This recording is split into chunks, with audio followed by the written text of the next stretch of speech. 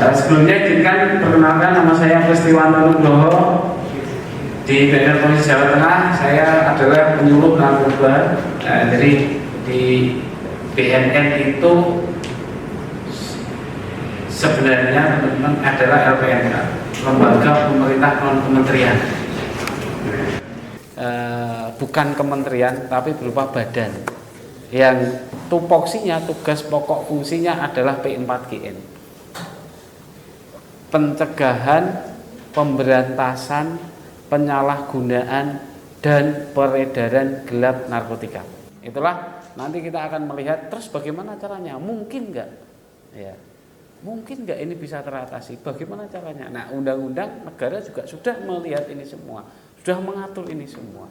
Makanya ada program-program dari BNN berdasarkan apa itu amanat undang-undang. Ya, di sekolah ada sekolah bersinar, kampus bersinar, desa kelurahan bersinar. Itu karena memang amanat undang-undang seperti itu tentang peran serta masyarakat. Oke. Kalau kita melihat pemerintah saat ini adalah rekor adik-adik. Di antara kabinet yang sudah terbentuk, ya kan? Dan presiden ke-8 ya, berarti sebelumnya itu baru kali ini masalah narkoba itu masuk dalam visi misi pemerintahan.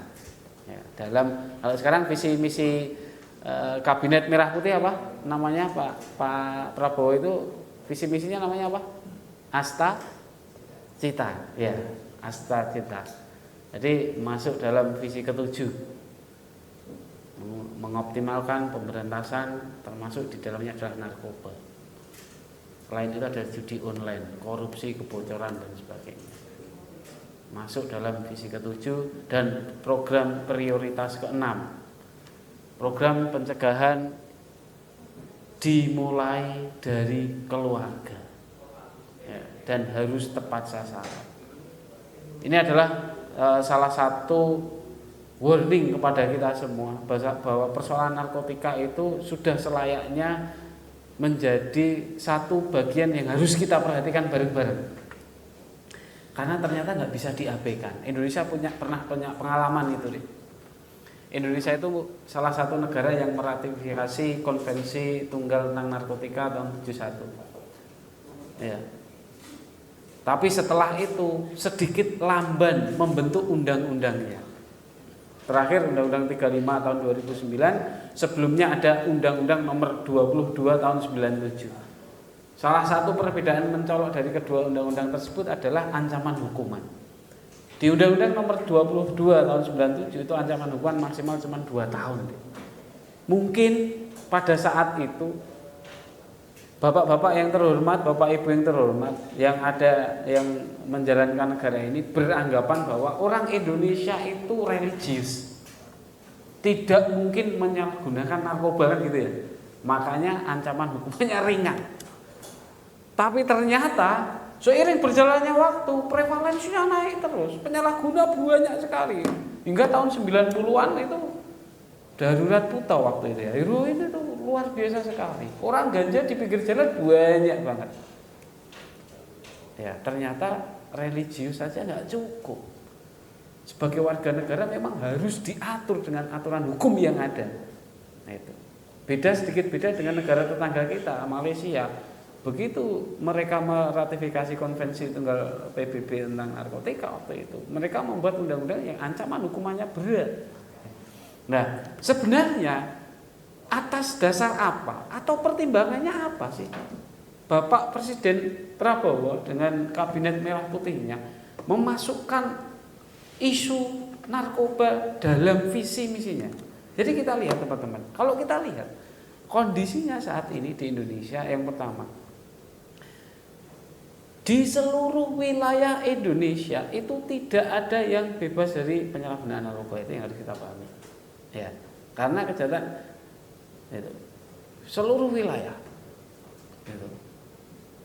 Mulai dari obat-obat penenang sampai narkotika itu ada penyalahgunaannya.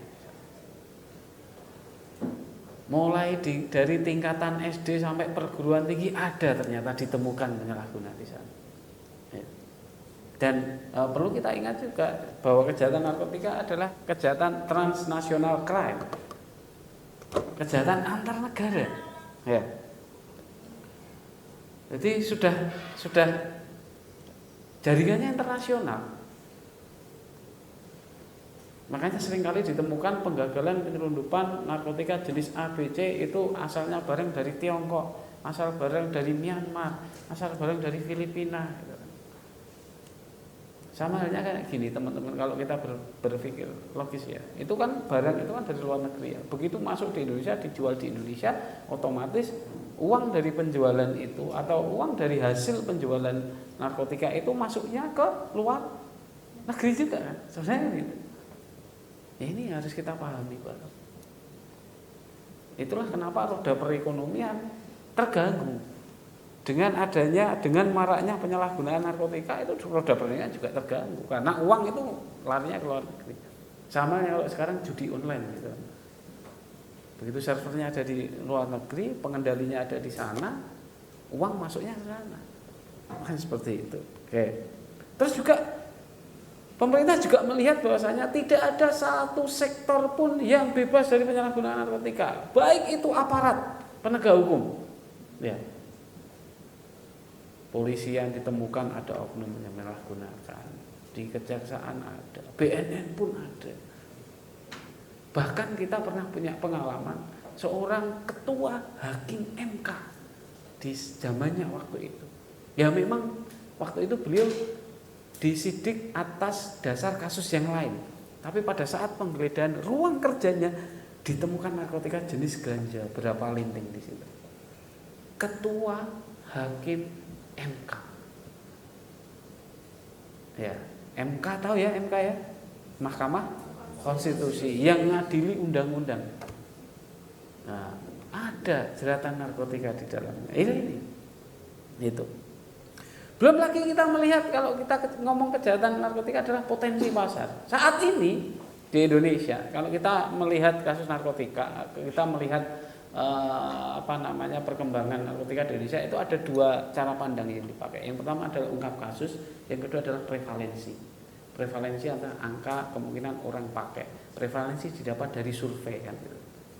Prevalensi di Indonesia diketahui saat ini terakhir kemarin dilakukan survei 2023, dilakukan lagi di tahun ini. Jadi prevalensi itu diukur per 2 tahun sekali.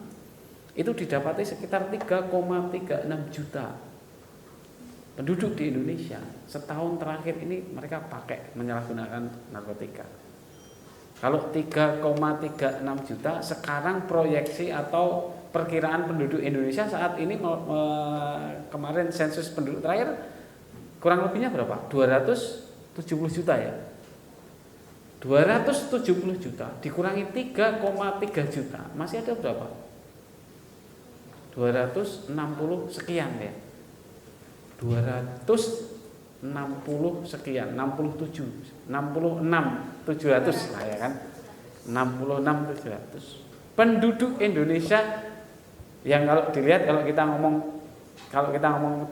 ekonomi perdagangan itu kan potensi pasar, ya 3,3 juta jelas ini adalah konsumen pelanggan dia akan cari narkotika, tapi potensi pasar yang ada di balinya 260 juta itu adalah segmen yang dikejar-kejar oleh para bandar, para pengedar. Itulah kenapa meskipun banyak yang ditangkapi, bandar pengedar itu masih terus akan menawarkan produknya ke sini. Ya. Lah apa untung, Pak? Jualan narkotika apa untung? Kira-kira untung enggak itu? Untung enggak? Contoh mudah aja, yang terkenal di kita, sabu aja ya. Sabu pernah dengar ya? Sabu itu di kita 1 gram berapa? 1 juta ya kan. Kayak emas ya. Iya kan, meh kayak emas ya kan. Sabu itu 1 juta Mas. Ya, kalau kita lihat penggagalan penyelundupan sabu dari Tiongkok, ya kan, dari Filipina. Oke lah kita lihat dari Tiongkok, ya kan. Dibuat di sana. Asal kita tahu, kira-kira di Tiongkok itu harga per gramnya berapa? Tebak-tebakan aja. Per gramnya berapa kira-kira? Gimana? 500 apa? 500.000. Ada lagi yang mana Pak? Enggak sampai 100.000. Ya, enggak sampai 100.000.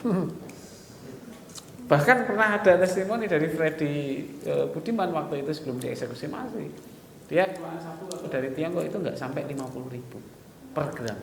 Masuk di Indonesia 1 juta. Kalau dijual di wilayah timur bisa sampai 2,8 juta per gram. Margin keuntungannya berapa?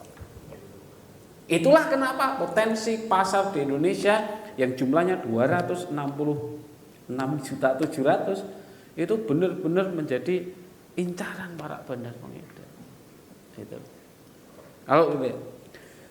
Belum lagi kalau kita lihat teman-teman juga sering melihat mungkin ya pemberitaan peredaran gelap narkotika dikendalikan oleh orang yang sudah dipenjara. Iya kan? Dikendalikan dari lapas. Itu kan mengerikan. Harusnya yang namanya lembaga pemasyarakatan itu sudah steril. Iya kan? Dari penggunaan handphone, ya kan, seperti itu ya. Ternyata masih ada banyak kasus yang peredaran gelap narkotika dikendalikannya dari sana. Belum lagi kalau kita lihat narkotika jenis baru. Kira-kira menurut adik-adikku semua, kenapa bandar pengedar itu memproduksi narkotika jenis baru atau seringkali disebut dengan NPS? Kenapa? Satu hal yang mungkin yang pasti itu adalah gini. Di suatu negara itu kan ada undang-undang yang mengatur tentang narkotika. Di undang-undang tersebut itu kan ada narkotika apa saja yang dilarang untuk disalahgunakan. Ya. Nah, para bandar pengedar itu mencoba bagaimana caranya mereka tetap jualan tapi tidak dihukum. Berarti menciptakan jenis baru yang di undang-undang tersebut belum diatur. Itulah kenapa mereka menciptakan narkotika jenis baru. Contoh di Indonesia pernah. Dulu ada artis inisial RA, ya, sekarang jadi wamen ya. Itu pernah ada ketangkep dia menyalahgunakan jenis narkotika yang di undang-undang belum diatur waktu itu. Proses hukum enggak mas? Ya enggak bisa. Proses hukum dari mana? Ini tuh. Akhirnya rehabilitasi waktu itu. Ya itulah para bandar pengedar bagaimana mereka terus berinovasi, mereka terus melihat aturan hukumnya bagaimana, yang belum ada apa ya mereka masuk ke situ. Ya. Sementara ini di dunia baru ada 1.389 narkotika jenis baru. 1.389. Nah, masuk di Indonesia itu ada 96.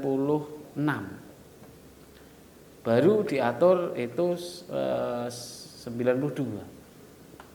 Jadi ada kalau menggunakan 4 ini di Indonesia tidak bisa dijerat dengan ancaman hukuman yang ada di Undang-Undang 35 tahun 2009 yang lampirannya disempurnakan melalui peraturan Menteri Kesehatan yang terakhir adalah Permenkes nomor 6 tahun 2025. Nah, itu yang harus kita pahami bareng-bareng. Dari garis pantai tersebut terdapat ada 17.000 pulau.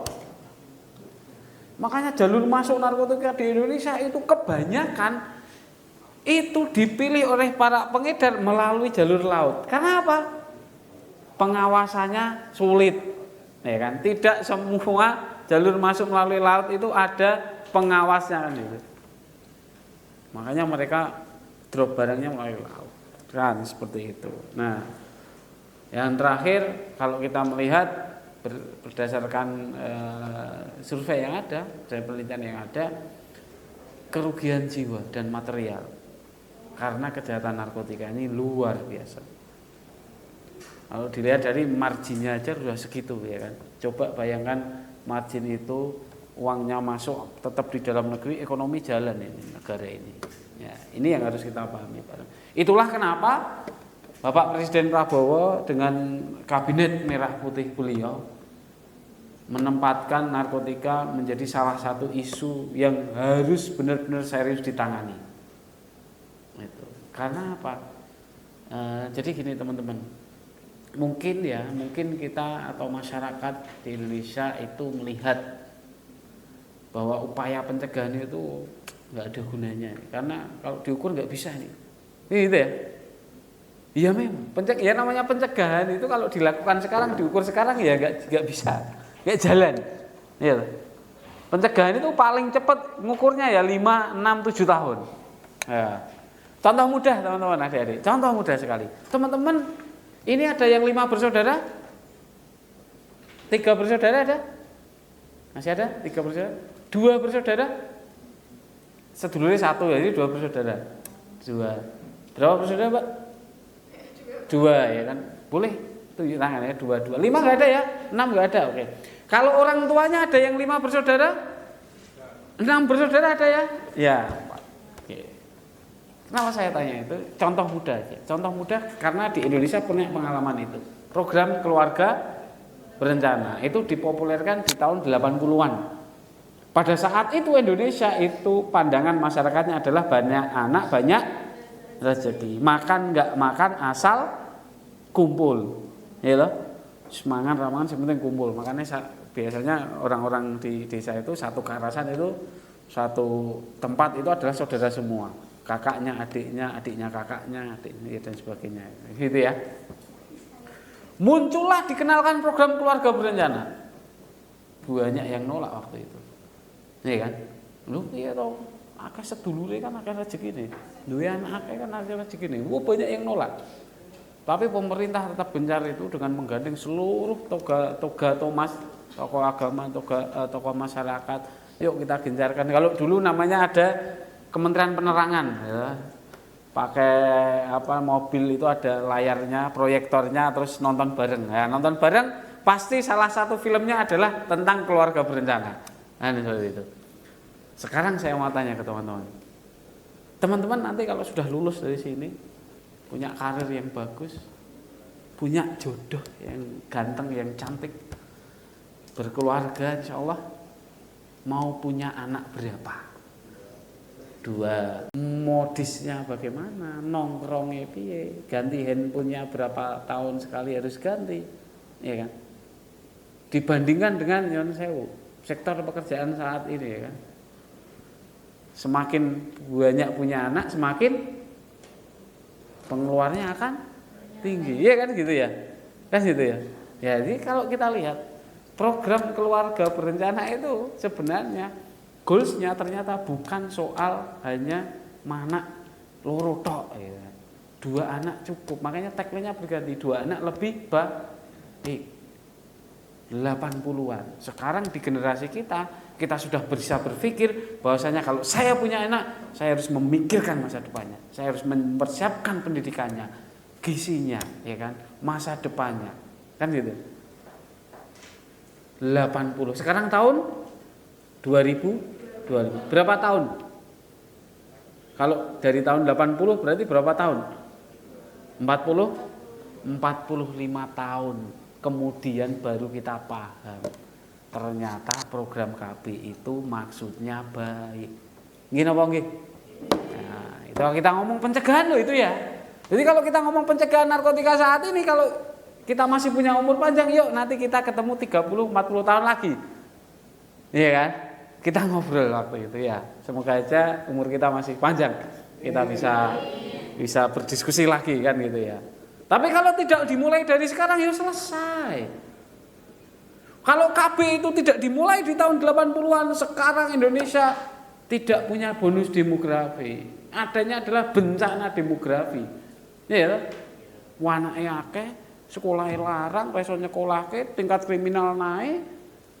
Ya kan, duwe warisan diduali karo anake karena tingkat pendidikannya kurang, ya kan, diduali nggih mangan. Jadi ini apa?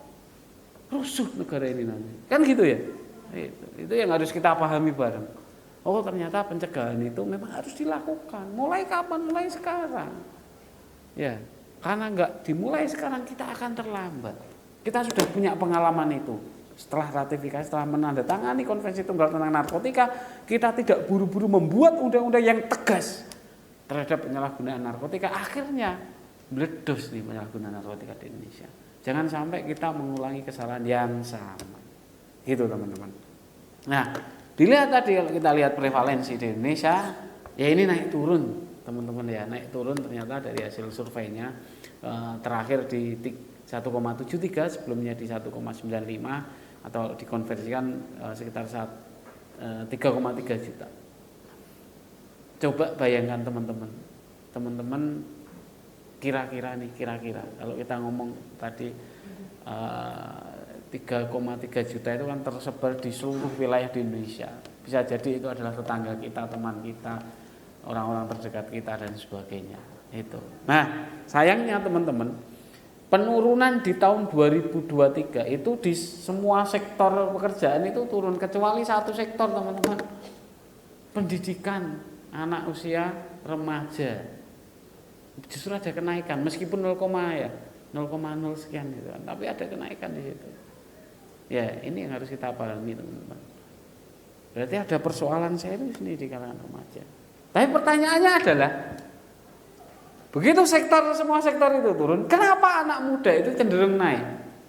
Kita lihat hasil penelitian menyatakan di situ. Oh, ternyata pola penyalahgunaan narkotika untuk anak usia remaja dan muda ini ada 4 pola utama. Yang pertama kita bisa melihat cara memperolehnya.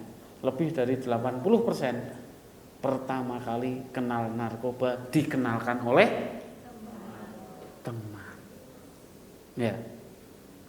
Pertama kali pakai itu karena diberi gratis oleh teman. Pertama kali pakai itu karena bujuk rayu teman. Pakainya di mana? Pakai bareng-bareng di rumah, di kos, di kontrakan. Berarti akar persoalan narkotika di Indonesia adalah jenengan saya ngomong ya. Pertemanan, ketidakmampuan untuk menolak ajakan teman atau ketahanan dirinya rendah. Ya, coba kita renungkan, benar enggak? Ini hasil penelitian. Jadi kalau teman-teman merasa tidak benar, silahkan kita diskusi, ya kan? Pertama kali kenal mabuk, misal, dikenalkan oleh teman, iya kan gitu ya.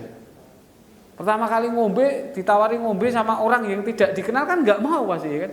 Koncolah. Apalagi zaman sekarang, bumbunya adalah perbulian, ya kan? Nah, ditawari ragilum dibuli. Nah. Tapi adik-adikku, persoalannya ironisnya adalah begitu ada salah satu yang ketangkep, apes nih, tangkap nih. Yang katanya teman tadi nggak mau nemenin, iya nggak? Saya puluhan tahun di BNN ngalami itu.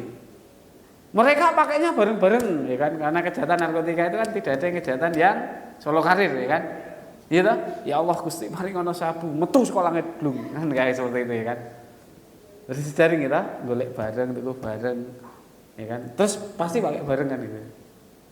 Tapi begitu ada satu yang ketangkap, yang sering pakai bareng, sing jari konco iku, jari teman, bestie, gak ada yang nemenin. Kok nemenin? Datang bawain sate aja gak mau. Datang bawain bakso aja enggak. Sebenarnya kan apesmu kok. Itu kan apesnya kamu. Kenapa kayak gitu aja bisa ketangkep lah? Apakah ini yang disebut teman? Ini yang harus kita pikirkan bareng-bareng. Yuk, kita gali. Gitu. Ayo kita renungkan lagi tentang pola pertemanan kita. Ya. Gitu ya teman-teman ya. Yang ada justru malah apa? Orang tuanya yang loro hati, sakit, sedih, datang ke kantor, ya Allah, nang anakku, buah hatiku, harapan masa depan keluarga, kok bisa seperti ini toh, nang. Ini yang ada. Ini cerita aja pengalaman kita di BNN. Gitu. Jadi nanti ke depan saya mengharapkan kepada adik-adikku semua, apabila mau memutuskan sesuatu, minimal ada 2 pertimbangan. Yang pertama adalah faktor manfaat, yang kedua adalah faktor risiko. Gitu ya. Karena apapun keputusan kita, itu ternyata yang menanggung enggak kita sendiri. Ya. Ada keluarga kita. Ya. Kalau sekarang orang tua kita, kalau nanti sudah berkeluarga, istri, anak-anak kita, gitu loh. Gitu ya teman-teman ya. Oke. Itu yang harus kita pahami. Kalau di Jawa Tengah bagaimana, Mas? Di Jawa Tengah kebetulan di survei tersebut dikatakan Jawa Tengah itu secara peringkat itu peringkat ke-13 secara nasional atau 1,73%. 1,3, sorry. 195 ribuan penduduk Jawa Tengah setahun terakhir pakai peringkat 13. Boleh aplaus dong buat Jawa Tengah dong. Ya kok dioplosi tenan itu. Harusnya sedih kita ya. Kalau bisa peringkat paling bawah ya kan. Semoga aja bisa ya kan. Kita usahakan bareng-bareng ya teman-teman ya. Itu kalau kita lihat prevalensi. Tadi apa? Yang pertama prevalensi, yang kedua adalah ungkap kasus ya. Kalau kita lihat kacamata narkotika biasanya dilihat dari seperti itu. Ungkap kasusnya gimana di Jawa Tengah? Ya di tahun 2024 dan 2025 sampai bulan semester pertama kemarin, ini adalah ungkap kasus yang ada di wilayah Jawa Tengah, teman-teman. Jadi kalau 2024 itu selama 1 tahun itu ada 2.173 kasus. Di tahun 2025 sampai bulan Juni kemarin itu sudah ada 1.333. Semoga aja kecapai nanti akhir tahun bisa menyamai capaian di tahun 2024 ya. Semoga aja ya. Amin. Kok amin. Berarti kasusnya akeh gitu. Salah meneh ya.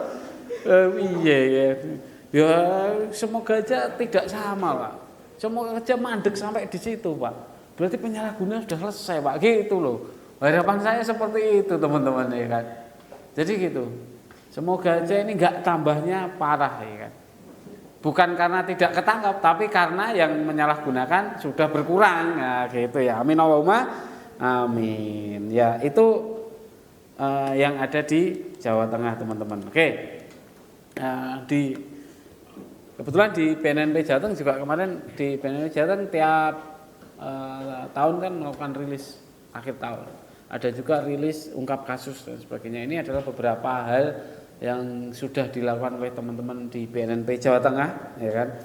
Kurang lebihnya sampai kemarin Juni itu sudah berhasil mengamankan ya 4 kiloan ya, 4 kiloan ganja, terus 1,8 sabu dan sebagainya. Nah, dilihat dari itu semua teman-teman, kalau kita lihat TKP-nya itu beragam ya. Di wilayah Jawa Tengah, kalau kita ngomong kan di wilayah Jawa Tengah ya, CNN Provinsi Jawa Tengah kan di wilayah Jawa Tengah. Ada pernah kita menangkap penyalahgunaan ganja di Salatiga, nah, ya kan. Terus juga Kota Semarang nih paling sering Kota Semarang, ya kan.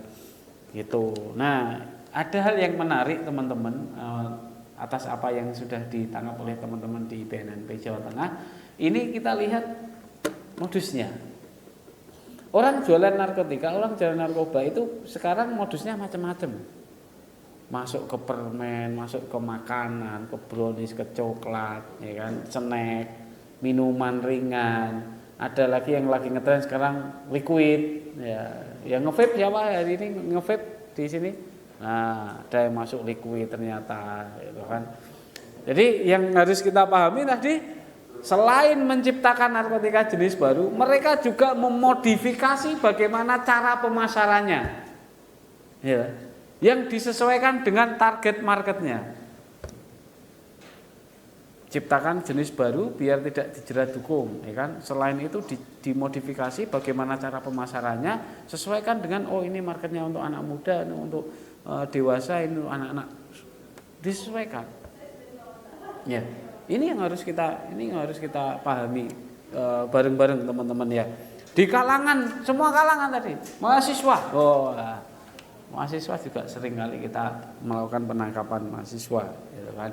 Dan bahkan di kota kita Semarang itu ada pernah diketemukan clandestine lab gitu kan.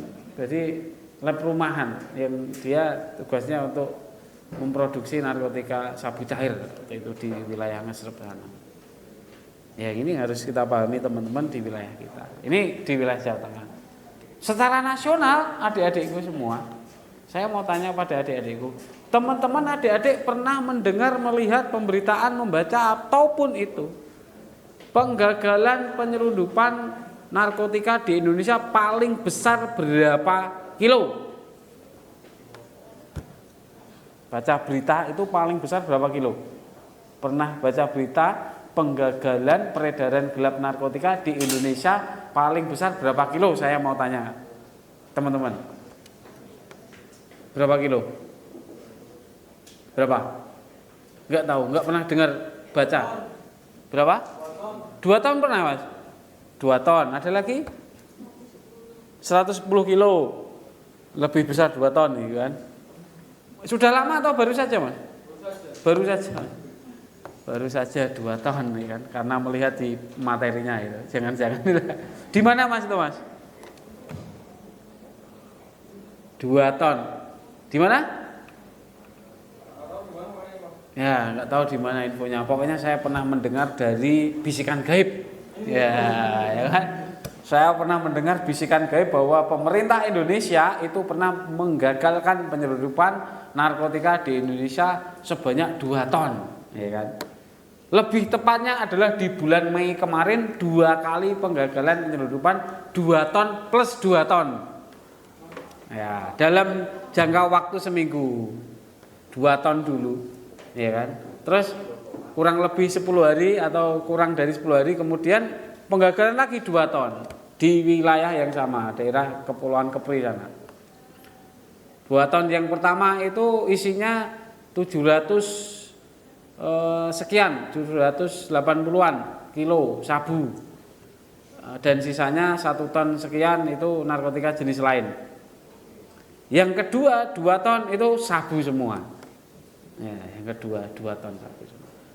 Saya mau mengajak kita berpikir teman-teman, atau kita hitung-hitungan ya, lebih tepatnya hitung-hitungan. Tadi penyalahguna di Indonesia saat ini diperkirakan berapa? 3,3 juta. Oke. Sekedar informasi, 1 gram sabu itu biasanya disalahgunakan oleh 4 sampai 5 orang. Teman-teman mau milih 4 atau 5? Nek kalau 5 kan pemula, kan nek 4 rodok-rodok wis anu lah ya, wis rodok sering ya. Mau milih 4 atau 5? Kita pilih dulu, 4 atau 5? 5. Milih 4 atau 5 kok 1 ya. 5, oke 5. Oke ya, 5 ya. Pertanyaan saya adalah 3,3 juta yang tadi katanya adalah penyalahguna narkotika di Indonesia. Sekali aja pakai sabu butuh sabu berapa kilo? Oh, rasa kilogram ya. Butuh sabu berapa gram? Dengan asumsi 1 gram disalahgunakan oleh 5 orang. Ayo, silakan. Kalkulatornya boleh pakai kalkulator nih. Pakai handphone toh? Nah, pakai kalkulator Mas ya, kalkulator. Asumsinya 1 gram disalahgunakan oleh 5 orang. Pertanyaannya adalah 3,3 juta orang sekali aja pakai sabu. Butuh sabu berapa gram? Ayo Mas, hitung Mas. Nah, berapa? 1,65 gram. Padahal 1 gram disalahgunakan oleh 5. Berarti 1,65 gram disalahgunakan oleh. Nah, ya. Pertanyaannya adalah 3,3 juta orang sekali aja pakai sabu butuh sabu berapa gram? Ayo pakai kalkulator, boleh? Ayo Mas, dihitung Mas. Nah, HP-nya nggak perlu pulsa. Kalau kalkulator ayo Dek. Ayo Mbak. Nah, dihitung Mbak. Nggak perlu pulsa, kalkulator nggak perlu pulsa.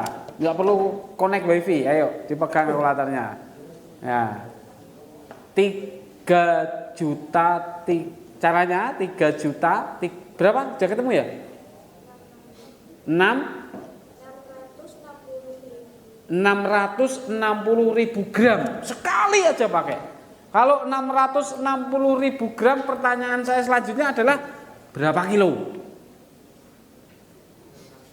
Berapa? 660.000 gram itu berapa kilo? 3 dibagi 1000 toh. Berapa? 600 berapa? 1 kilo itu berapa gram?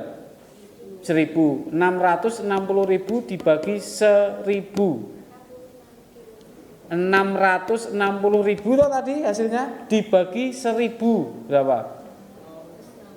6. Ada jawaban lain? 660.000 dibagi 1000 berapa? Berapa Mas? Berapa Mas yang ini HP? Kalkulator.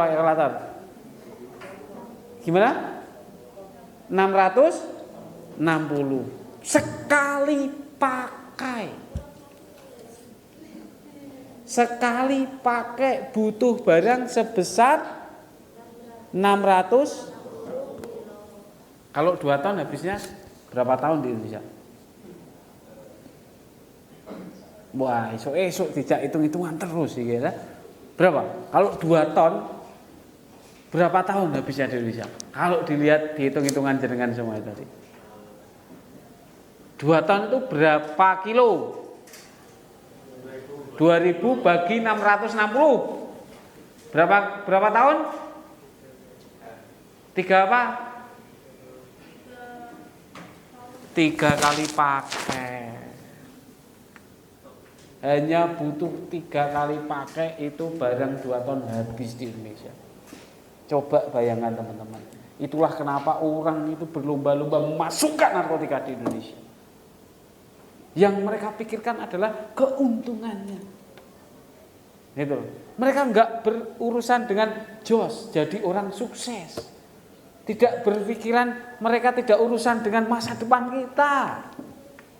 Yang mereka harapkan adalah uang kita saja. Ini yang harus kita pahami bareng sebagai generasi penerus bangsa. Gitu ya teman-teman. Terus dampaknya apa? Nanti dijelaskan oleh Pak Afid. Kesehatannya apa? Nanti dijelaskan. Ini kita berpikir secara makro. Ini yang harus kita pahami. Ya, gitu ya teman-teman ya. Nah terus Mas, kalau penyalahgunaan narkotika kalau gitu, kalau berbahaya memang kita tanggung aja nih. Masukkan ke penjara. Ternyata itu juga bukan solusi, Mas.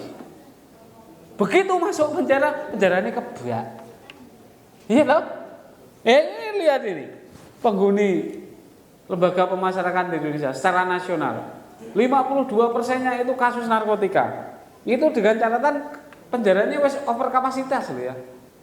Wis kakean, over kapasitas maksudnya kalau kita lihat data yang ada itu kapasitas lapasnya itu hanya 140.000 se-Indonesia.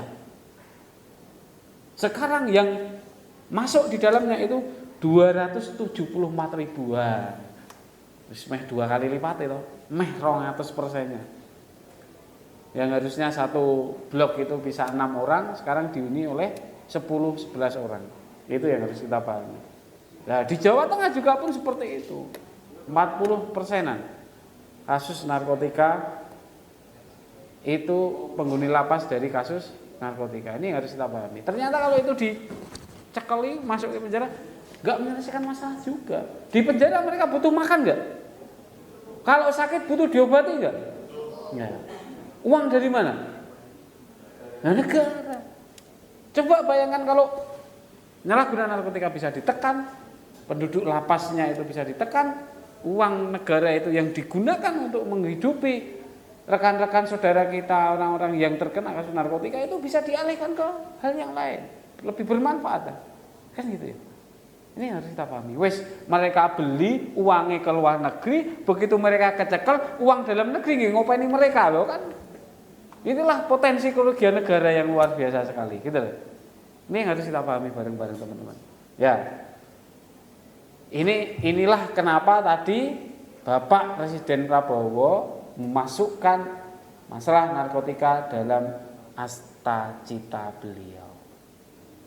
Nah, terus kebijakannya bagaimana, Mas? Terakhir. Ingat tadi undang-undang tentang narkotika, undang-undang nomor berapa? Lali. Nomor berapa? Terakhir? Lupa. Nomor berapa? Tidak ingat.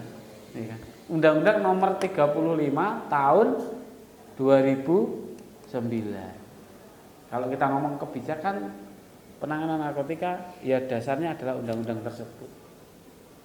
Di pasal 4 disebutkan di situ.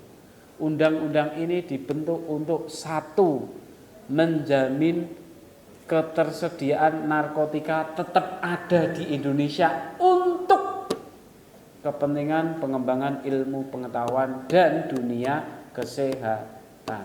Ini harus kita pahami ya teman-teman ya. Jadi kalau ada anggapan bahwa kalau seperti itu berarti narkotika dihilangkan saja di Indonesia, gitu kan. Nah, ternyata undang-undang mengatakan bahwasanya harus tetap ada untuk pengembangan ilmu pengetahuan dan membantu dunia kesehatan. Selain di dalamnya diatur tentang pencegahan, rehabilitasi dan pemberantasan. Nah, BNN dalam hal ini sebagai focal point persoalan narkotika di Indonesia melalui kepala BNN yang sekarang Bapak Martinus Hukom itu menerapkan 6 kebijakan untuk mengejawantahkan amanat undang-undang tersebut. Yang pertama adalah berkaitan dengan penguatan kolaborasi. Jadi persoalan narkotika itu kalau diserahkan kepada negara sendiri, pemerintah sendiri, aparat penegak hukum sendiri tidak akan selesai. Ya Pak ya. Ya toh? Karena tadi sudah kita lihat ya, hitung-hitungan orang BNN aja nggak ada 1.000 nih di Jawa Tengah. Polda Jateng nggak lebih dari 15.000. Nangani orang di Jawa Tengah 35.000, berat. Kalau tidak ada saling kerja sama. Untuk selanjutnya kebijakan berikutnya adalah penguatan intelijen P4GN. Karena bisnis gelap narkotika itu kan senyap ya. Ini harus dikuatkan, ya kan? Intelijennya harus kuat. Sesenyap-senyapnya mereka, begitu intelijen kuat itu keniscayaan untuk tidak bisa diungkap itu. Gitu ya teman-teman ya. Terus juga kebijakan yang ketiga adalah penguatan wilayah pesisir dan perbatasan negara. Kenapa tadi? Karena Indonesia itu adalah negara dengan garis pantai nomor 4 terpanjang di dunia dengan jumlah pulau yang lebih dari 17.000 pulau. Makanya itu jalur masuk paling ideal yang dilakukan oleh para penyelundup. Nah itu harus diperkuat. Masyarakat kesadarannya juga harus ditingkatkan. Kalau nggak ada pemerintah, nggak ada kalian aparat, ya yang menjaga lingkungan siapa? Masyarakat. Harus aware. Ya, itu. Terus kebijakan yang keempat adalah penguatan kerjasama dengan negara tetangga perbatasan. Karena apa? Tadi itu ketangkap di Kepulauan Riau. Itu kan sudah dekat dengan Singapura. Ya itu ya. Kalau kita tidak menjalin kerjasama yang bagus dengan Singapura, dengan Malaysia, dengan Australia, ya sulit untuk mengungkap itu, gitu loh. Kan sama-sama simbiosis mutualisme nih. Kalau barang lewat di Indonesia itu katanya kan mau dikirim ke Filipina. Ya, lewat ke Indonesia, begitu kita sudah ada kerjasama, itu bisa tidak masuk ke Filipina, bisa tidak masuk ke Malaysia, pun sebaliknya. Kalau ada barang yang ingin masuk di Indonesia melalui negara mereka, harapan kita juga ada informasi yang bisa diberikan oleh tetangga negara-negara tetangga kita. Oke. Terus juga melakukan pendekatan tematik dan ikonik. Jadi disesuaikan dengan kearifan lokal masing-masing. Jangan sampai kegiatan pencegahan itu dipaksakan, terpusat. Ya inilah yang dikerjakan oleh teman-teman BNN. Yang terakhir adalah penguatan sumber daya dan infrastruktur. Jadi memang istilahnya gampangannya adalah kalau kita ingin nyapu, pakailah sapu yang bersih, gitu. Kalau mau nyapu lantai pakai sapu kotor, jadinya enggak tambah bersih, malah tambah kotor, kan seperti itu. Ya, oke, ya itu teman-teman, intinya semua kebijakan beliau itu adalah untuk menstabilkan antara supply dan demand. Permintaan kita tekan, penawaran kita putus melalui pemberantasan. Permintaan kita tekan melalui pencegahan. Dan di Jawa Tengah kebetulan sudah ada perda tentang fasilitasi P4GN, perda nomor 1 tahun 2023. Di antaranya di situ disebutkan banyak hal kegiatan yang bisa dilakukan dalam upaya pencegahan penyalahgunaan narkotika di sekitar kita. Ya, ini teman-teman mahasiswa dari lingkungan kampus bisa mengambil peran di sini melalui kegiatan seminar, karya tulis dan sebagainya. Monggo, silakan. Kegiatan mana yang mau ditonjolkan dan semuanya itu. Nah, semuanya itu muaranya sebenarnya adalah satu ini teman-teman. Amanat undang-undang tentang narkotika, utamanya di pasal 104 sampai 107. Berkaitan dengan peran serta masyarakat. Masyarakat mempunyai hak dan tanggung jawab dalam P4GN. Karena kejahatan narkotika tidak akan pernah diketemukan kalau tidak dicari. Orang pakai narkotika, ya misal Mbak namanya siapa Mbak? Ya. Mbak Disha pakai sabu misalnya, iya kan?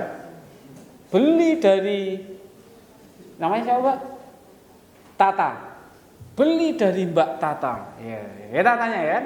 Mbak Disha pakai sabu beli dari Mbak Tata. Ternyata dua-duanya ketangkep. Ya lah. Pertanyaan saya kalau kita lihat dari sisi hukum ya, hukum kan ada korban, ada pelaku kejahatan ya. Ya, korbannya siapa ini? Dita atau Tata? Disha atau Tata? Korban. Oke, penjahatnya Tata. Berarti Disha dilepaskan dong. Loh, kan korban. Lain kalau kita kecurian misal, ya kan kecurian korbannya mosok juga ditahan. Ini kan korban katanya Disha. Ya, enggak, dia kan pakai nih, beli di Tata. Ya kan? Penjahatnya Tata, korbannya Disha. Berarti Disha dilepaskan dong. Lah kenapa? Kan korban. Wah, menyalahgunakan. Pinter Mas. Boleh plus 2 teman kita yang baju biru. Penyalahguna narkotika adalah orang yang menggunakan narkotika tanpa hak dan melawan hukum. Pertanyaan saya, Disha punya hak enggak pakai narkotika? Berarti dia melawan hukum. Padahal dia adalah korban. Pertanyaan selanjutnya adalah, berarti Disha adalah korban dan juga penjahatnya kan gitu ya? Pertanyaan saya selanjutnya adalah, di Indonesia berapa persentasenya orang habis melakukan kejahatan terus lapor ke aparat penegak hukum? Habis mencuri, habis merampok, habis malak, habis melakukan perusakan terus lapor ke penegak hukum, berapa persen? Wah, sudah mungkin gimana sih lah. Itulah kenapa Disha dianggap dia tidak mungkin melaporkan dirinya ke aparat penegak hukum. Ya kan gitu. Meskipun dia korban loh. Karena dia juga pelakunya kan gitu ya. Nah, ya, itulah seperti tadi yang disampaikan oleh Pak Rektor dan juga informasi kegiatan yang disampaikan oleh Bang Hafid. Kampus bersinar. Yuk kita ciptakan, ini tadi kita yel-yel bareng, kita semangat bareng wujudkan Universitas Tekom bersinar. Ya kan? Berani tolak? Berani tolak? Berani rehab? Berani lapor kan gitu ya. Jadi ayo bareng-bareng kita wujudkan kampus kita tercinta ini menjadi kampus yang bersih dari narkoba. Caranya gimana? Ada beberapa hal yang bisa kita lakukan. Yang pertama kalau kita lihat dari apa yang sudah menjadi ketentuan di BNN namanya kampus bersinar, lakukanlah deklarasi kampus bersinar ya. Setelah itu lakukan kegiatan P4GN secara masif di sini, baik itu himbauan atau seminar atau diskusi ya kan, tempel poster himbauan dan sebagainya gitu ya teman-teman ya. Lakukan secara masif biar orang mengakses informasi tentang narkotika, bahaya narkotika, pelaporan, rehabilitasi tadi itu mudah gitu loh.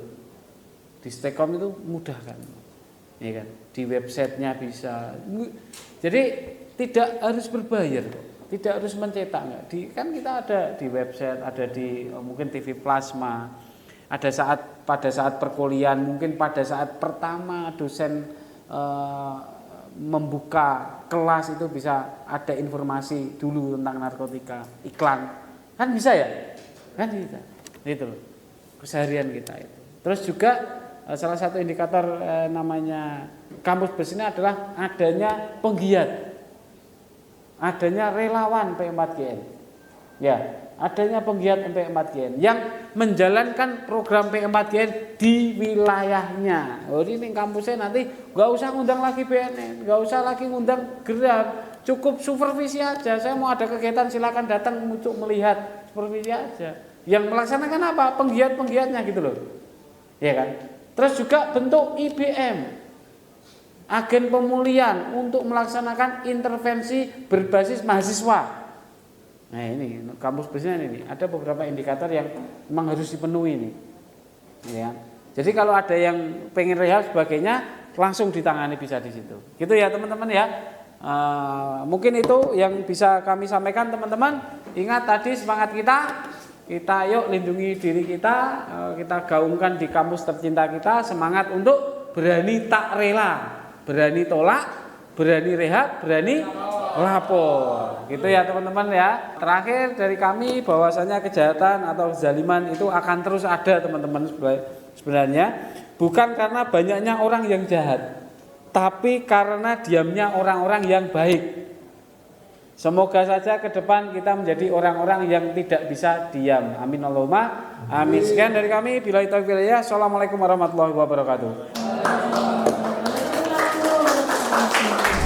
Tadi sudah dijelaskan dari BNN Jawa Tengah Pak Pristiwanto mengenai tentang BNN dan tentang narkoba. Saya perkenalkan Hafidz selaku Ketua Yayasan Penggiat Anti Narkoba bernama GRAM. Gerakan Rekat Anti Madat. Ada yang udah pernah dengar?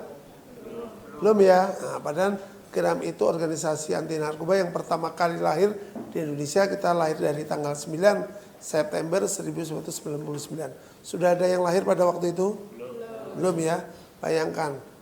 Pada waktu itu aja sudah ada marak narkoba. Apalagi sekarang. Bukan menurun malah bertambah. Ya. Ini mahasiswa Universitas Tikom rata-rata dari Semarang apa luar kota nih? Kamu dari mana? Demak. Kamu? Semarang. Ungaran. Bodoh mbak aku Ungaran. Ungaran mana? Ungaran Timur. Iya, saya barat. Mana? Gerobokan. Ini mana? Ungaran. Pojok dari mana? Hah? Demak. Mana lagi? Kamu berapa mana? Dari mana? Kalimantan mana? Timur, Samarinda ya. Nah, kemarin tuh ada di koran tuh Samarinda. Apa beli narkoba kayak antri kayak gitu tuh. Ya. Untung BNN-nya gerak. Oke, lanjut. Lanjut. Nah, sebelum saya memberikan tentang materi saya mau memperkenalkan GRAM biar tahu. Jadi GRAM itu logonya mata dan berwarna merah. Itu membentuk mata terbuka melambangkan bentuk kewaspadaan akan bahaya, ancaman penyalahgunaan dan peredaran gelap narkoba. Warna merah melambangkan keberanian dan semangat pantang menyerah dalam perjuangan. Titik mata putih melambangkan keikhlasan. Jadi ada artinya, ya. Lanjut. Itu tadi Pak Pristiwanto sudah menjelaskan Indonesia darurat negara kita ini, ya. Lanjut. Tuh Pak Presiden Prabowo sudah mengatakan berkomitmen memperkuat langkah pemberantasan narkoba untuk melindungi masa depan generasi muda Indonesia. Ya, ini sudah berkomit. Dulu sebelumnya Pak Jokowi sudah mengatakan darurat narkoba. Lanjut. Nah itu tadi dari BNN sudah menjelaskan tentang narkotika. Jadi adik-adik teman-teman tahu narkoba itu ada singkatannya. Narkotika, psikotropika, bahan adiktif. Jadi kalau kita bicara misalnya tadi Pak Pristiwanto ngomong masalah sabu, ganja, ekstasi itu bagian dari narkotika. Ya kan? Nanti saya jelaskan masing-masing. Lanjut. Oke, saya mau tanya 3 musuh bangsa Indonesia apa aja? 1, korupsi. 2, narkoba. 3, apa? 3 musuh bangsa. Tahu nggak? 3 musuh bangsa. 1 lagi apa? Tadi sudah disebutkan korupsi, narkoba. 1-nya judi enggak? Bukan musuh bangsa. Apa lagi? Tahu nggak? Pacaran bukan musuh. Pacaran. Apa? Pacaran malah harus ya Pak Cubes ya? Iya, katanya musuh bangsa, bukan. Nggak apa-apa. Apa? Radikalis atau terorisme itu 3 musuh bangsa. Di antara 3 musuh bangsa yang paling dahsyat adalah narkoba. Karena apa? Karena narkoba tidak melihat suku, etnis, bangsa, kelamin, semua bisa terkena karena pergaulan yang bebas. Tadi yang Pak Pristiwanto sudah menjelaskan semuanya karena pergaulan, diajak untuk memakai ya secara gratis, nyoba-nyoba akhirnya keterusan seperti itu yang paling dasar. Lanjut.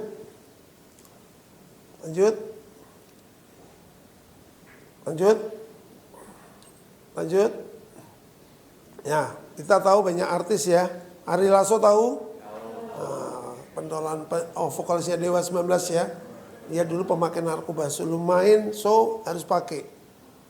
Ya, terus slang.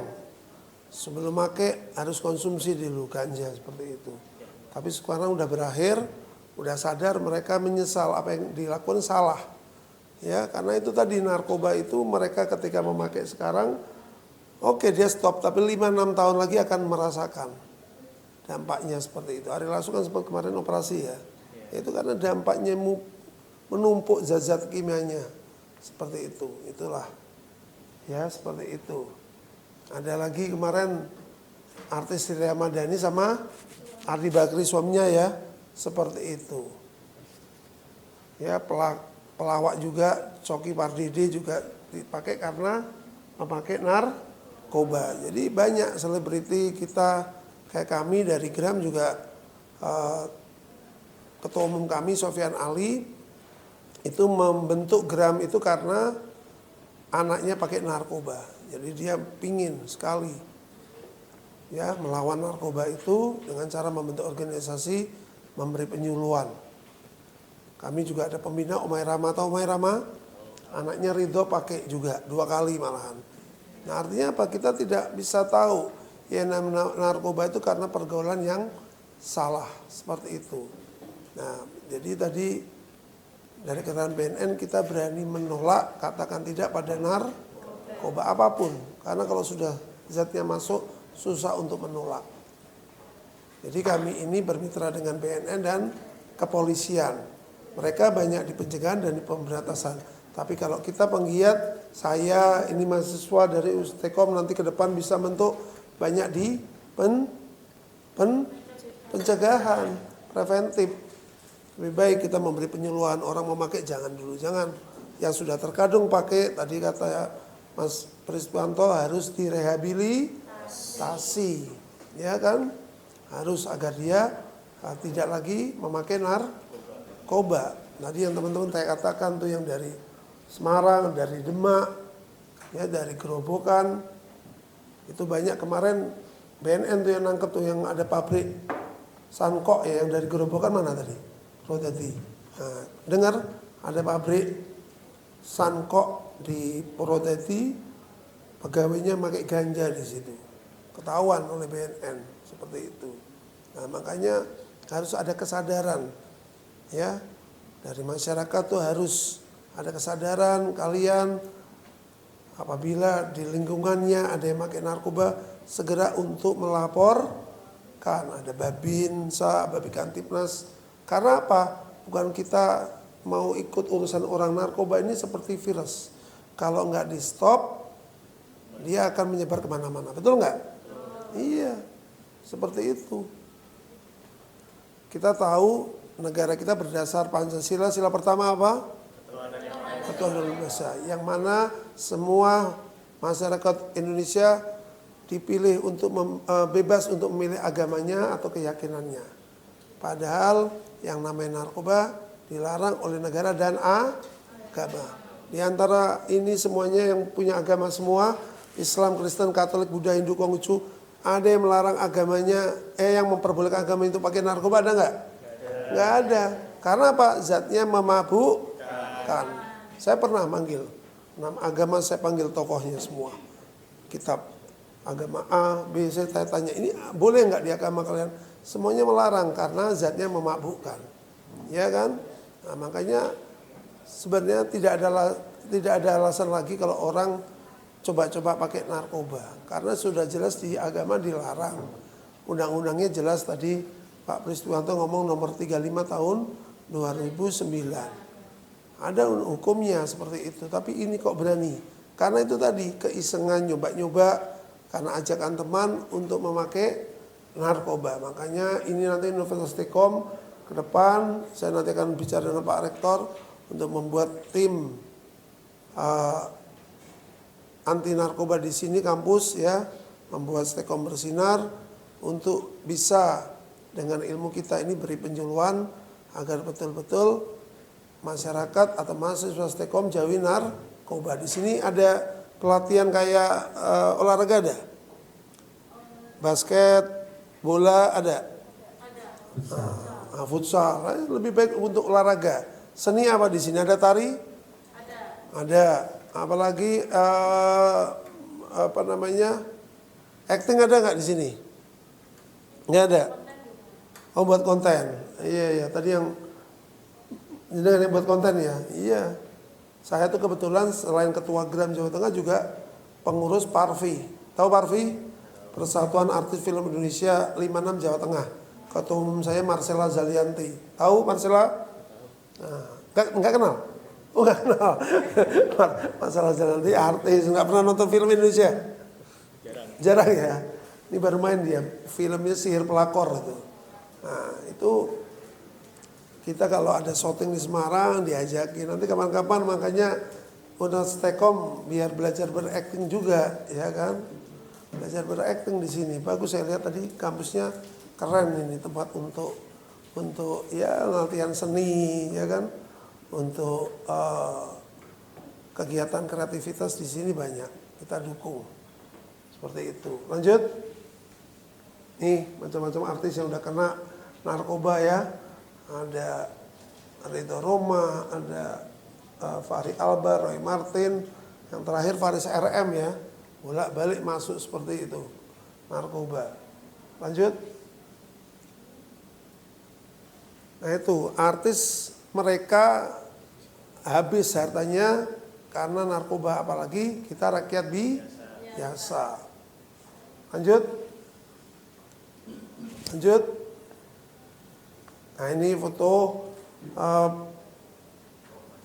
pembina nih, Bang Haji Roma ya. Nah ini juga dia buat lagunya Mira Santika, betul nggak? Ada narkoba, itu memang karena dia merasa dia pembina dari Gram.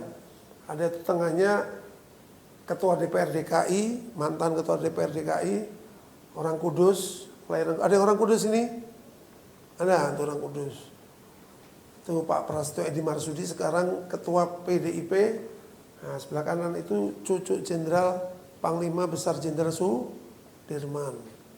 Nah, kami sampaikan mereka mungkin visi misi berbeda, seragam berbeda, tapi saya katakan ketika kita ngomong narkoba, kita sama-sama perangi. Mereka setuju, ya kan? Lanjut. Itu jenis-jenis narkoba tadi, ya tadi Pak Pristiwanto, itu narkotika ada kokain, opium, lanjut, heroin, morfin, putau, ya lanjut. Nah ini tembaga gorila tahu ya, baru marak ini, itu termasuk narkotika jenisnya. Ini psikotropika, pil-pil, koplo nih. Saya pernah lihat di daerah Kendal. Ada yang orang Kendal? Ada yang nggak Kendal? Nggak ada Kendal. Terus Pekalongan. Ada yang Pekalongan? Mana Pekalongan? Ada di Pekalongan belakang. Itu dijual di loket-loket kayak orang-orang Aceh yang jual. Saya sampaikan ke res narkobanya sana. Saya katakan itu ditutup. Kalau apotek sudah komitmen nggak boleh jual-jual seperti itu tanpa resep dokter. Harus pakai resep dokter. Kalau nggak jangan dilayani. Tapi banyak yang guru-guru Aceh itu jualan seperti itu. Bayangkan. Iya. Sebelumnya izin memperkenalkan diri, nama saya Muhammad Faiz Nuruddin. Saya dari Prodi Desain Komunikasi Visual, mahasiswa semester 6 Universitas Telkom. Izin bertanya, dari tadi kan sudah dijelaskan bahwa narkoba itu sebenarnya memang dilarang. Jadi izin, saya itu orangnya itu penasaran kalau tidak dicoba sendiri. Nah, iya itu saya jelaskan di awal dulu. Pertanyaan saya, kita kan di sini belum mengetahui artis-artis itu memakai itu sebenarnya untuk apa sih gitu kan Pak? Apa hanya awalnya juga sekedar penasaran lalu jadi kecanduan seperti itu. Nah pertanyaan saya, apakah dari BNN atau dari Gram ini kalau misalkan mencoba untuk edukasi, misalkan Pak, seperti itu, apakah ada aksesnya atau walaupun untuk edukasi itu tetap dilarang? Jadi kan kita misalkan ciri-cirinya orang yang pakai itu kita nanti tahu karena udah pernah dan tahu gitu. Ya, kasih. Jangan nanti kamu nyoba dulu, oh ini Raja Narkoba gitu, enggak ya? Mau gitu? Enggak ya, karena dulu agama apa? Islam. Nabi Muhammad apa zaman dulu Nabi Adam sama istrinya Hawa, Siti Hawa dilarang buah kuldi. Tapi kan tetap dilanggar, akhirnya dibuang ke bumi. Nah, artinya kan sudah dilarang. Narkoba yang tadi sudah diceritakan jenisnya 1001 macam, ya sudah jelas dilarang oleh agama dan negara. Nyoba kita mau tahu, ya jangan. Saya dari dulu kumpul sama mereka pemakai, saya nggak mau ikut-ikut. Karena apa? Kita mempunyai prinsip yang kuat. Saya kumpul dia pemabuk, saya apakah harus ikut jadi mabuk? Kan enggak.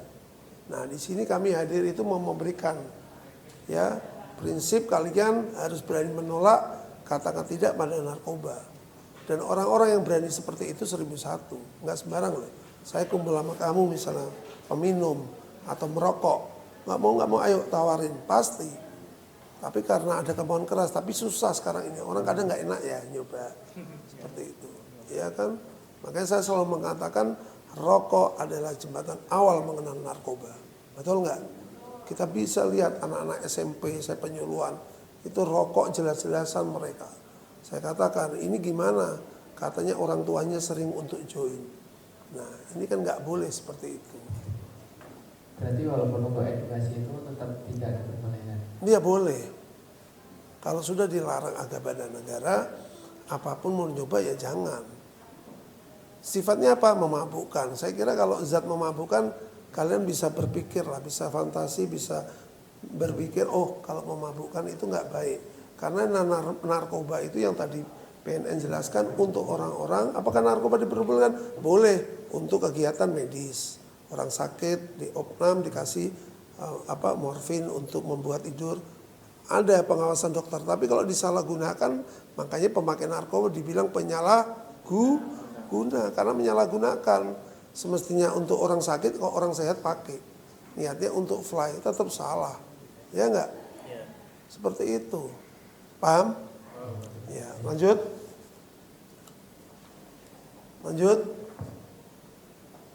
Nah ini yang lagi marak nih teman-teman. Ya, ini termasuknya apa ini? Lem ibon, rokok, vape, miras, komik, masuknya apa?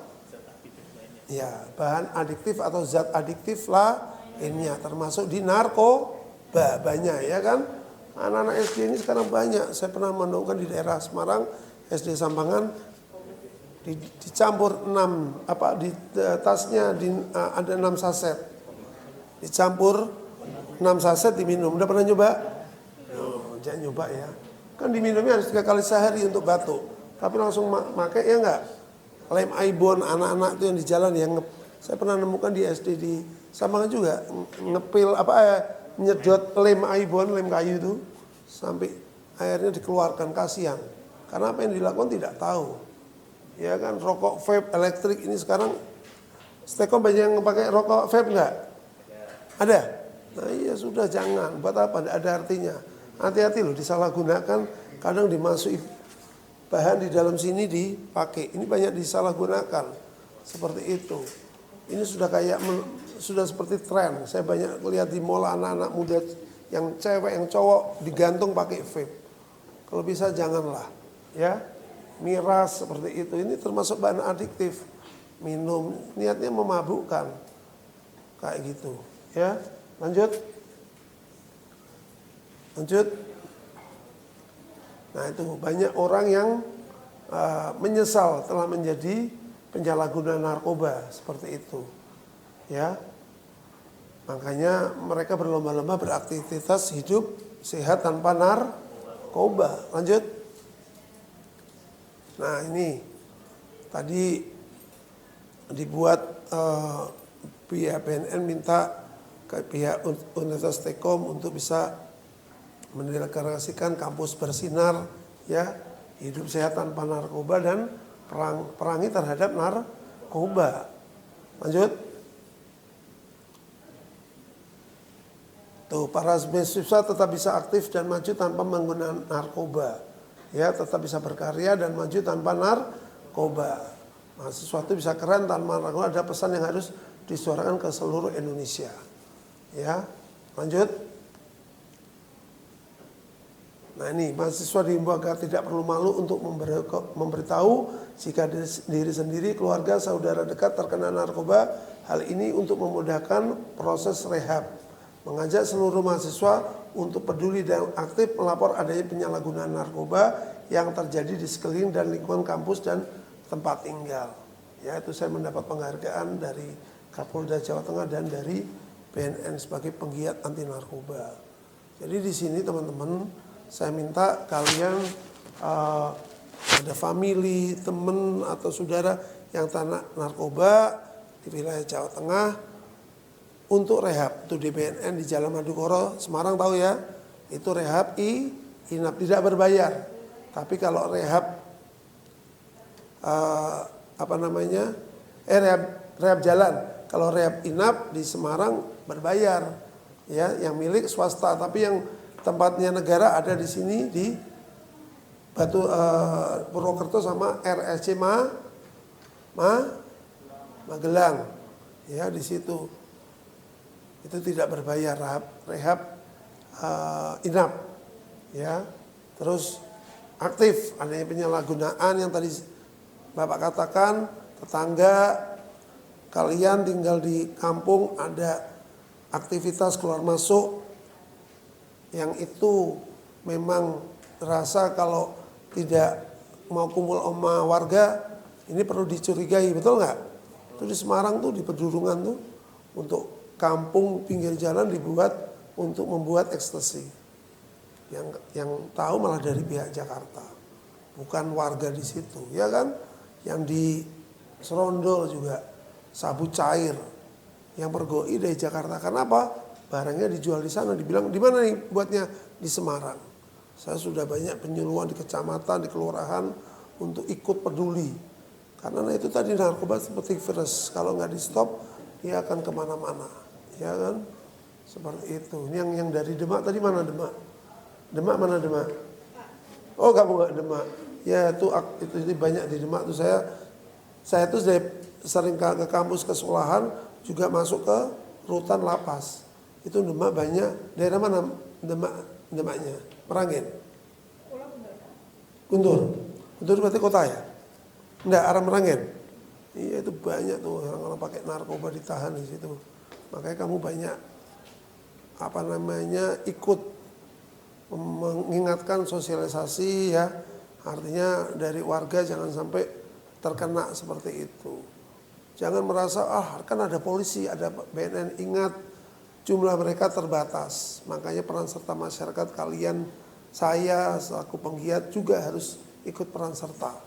Karena terlalu banyak, ya, orang di luar sana, kita harus peduli. Jangan hanya jagakan BNN dan kepolisian karena tugas jumlah mereka terbatas. Harus ada kepedulian dari kita. Setuju nggak? Nah, lanjut. Tuh, saya pernah membuat seminar ancaman narkoba di kalangan generasi muda. Di sini ada ikut KNPI, ada? Ada ikut KNPI enggak? Enggak ada. Ada yang ikut Pramuka, ada? Enggak ada. Ada yang ikut Karang Taruna, ada? Ada enggak? Karang Taruna ada? Enggak ada juga. Ada yang ikut Purna Paskibraka, ada? Ada nggak ikut Purna Paskibraka? Ada? Nggak? Oh, akhirnya kamu tunjuk. Nggak ada semua ini. Waduh. Iya, itu saya pernah tuh manggil mereka, saya tanyain generasi muda ini gimana. Lanjut. 3 pilihan hidup yang sudah pernah pakai narkoba, ya. 1, apabila menggunakan untuk lapor rehabilitasi. 2, apabila kalian tetap menggunakan, ya pasti akan berurusan dengan pihak berwajib, pasti, nggak mungkin nggak, pasti. Ya, ketiga, apabila Anda menggunakan tapi nggak ketahuan, nantinya akan bisa overdosis, bahkan bisa mati dengan sia-sia. Mau nggak? Nah, auzubillahi min dzalik, jangan sampai. Lanjut. Terakhir saya hanya mengingatkan cara ampuh dari narkoba, dekatkan diri dengan Tuhan. Semuanya tadi yang saya katakan 6 agama melarang. Ya. Kedua, turuti nasihat orang tua, fokus hal-hal positif, selalu ingat masa depan dan cita-cita, selektif dalam pergaulan. Yang terakhir adalah jangan pernah mencoba sedikit pun, jangan mau. Jangan, kalau udah pakai udah susah untuk berat untuk lepas berat. Lanjut.